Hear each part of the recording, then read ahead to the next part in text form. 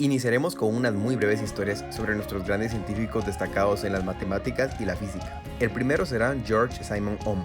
Nació en Baviera, Alemania, en 1787. Su padre, que ejerció como cerrajero, le enseñó a Ohm sobre la labor y el estudio autodidacta, habilidades que aprovechó para ingresar a la Universidad de Erlangen a la corta edad de 16 años. Aquí desarrolló sus conocimientos, consiguió un título universitario y hasta un doctorado. A partir de 1817 se dedicó a la docencia por muchos años, cosa que le llevó a conseguir la titularidad de física en la Universidad de Múnich. En 1827 publicó su gran obra que tiene como aporte más grande la ley de Ohm. El nombre de esta se los escribo justo abajo debido a que es alemán y no quisiera fallar con la correcta pronunciación. Fallece a los 67 años en Múnich. Ahora hablemos específicamente sobre la ley de Ohm. Esta relaciona tres términos, el voltaje, la corriente y la resistencia, y será mucho más sencilla de explicar mediante el famoso triángulo de Ohm. Es fácil, ya que se selecciona uno de los elementos del triángulo y se respetan las posiciones de los otros dos para operar matemáticamente. Para el primer caso, voltaje será igual a corriente por resistencia, en el segundo corriente es igual a voltaje partido resistencia y finalizando con resistencia igual a voltaje partido corriente. Cabe mencionar que el voltaje se mide en voltios, la corriente en amperios y la resistencia en ohmios.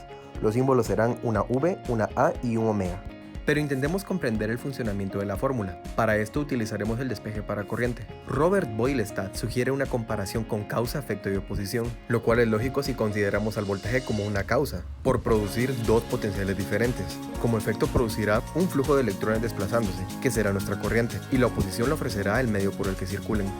Aquí tenemos una causa que serán dos láminas con potenciales distintos. Se unirán por medio de un alambre resistivo que será la oposición, y como consecuencia o efecto tendremos la corriente. Nuestro siguiente personaje será Gustav Kirchhoff.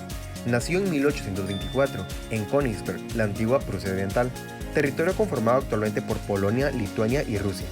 Desde joven destacó en matemáticas, llegando a estudiar en la Universidad de Albertus de Königsberg, donde despertó su interés por la inducción eléctrica.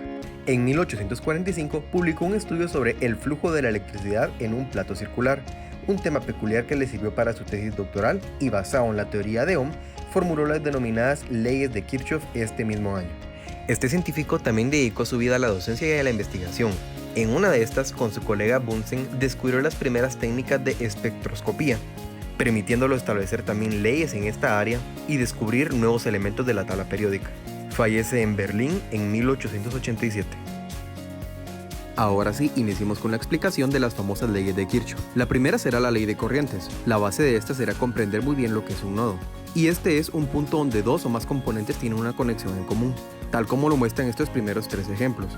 El cuarto ejemplo será un caso más rebuscado, en donde hay que ser un poco más analítico para ver que aunque no se amarran a un mismo punto, no existe un elemento intermediario, es decir que es puro alambre, es un nodo. La fórmula de corrientes de Kirchhoff establece que la sumatoria de todas las corrientes que entran a un nodo será igual a la sumatoria de todas las que salen del mismo.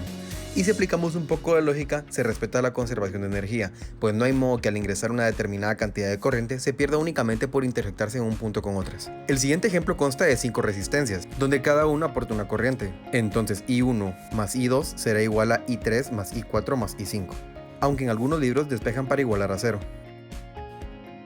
Ambas formas están bien expresadas. Continuaremos con la segunda ley, que es la ley de voltajes de Kirchhoff. En esta, la base será reconocer que es una malla, o una trayectoria cerrada. Este primer ejemplo muestra un trozo de un circuito en el que la corriente puede fluir y regresar a su punto inicial. Es una trayectoria cerrada.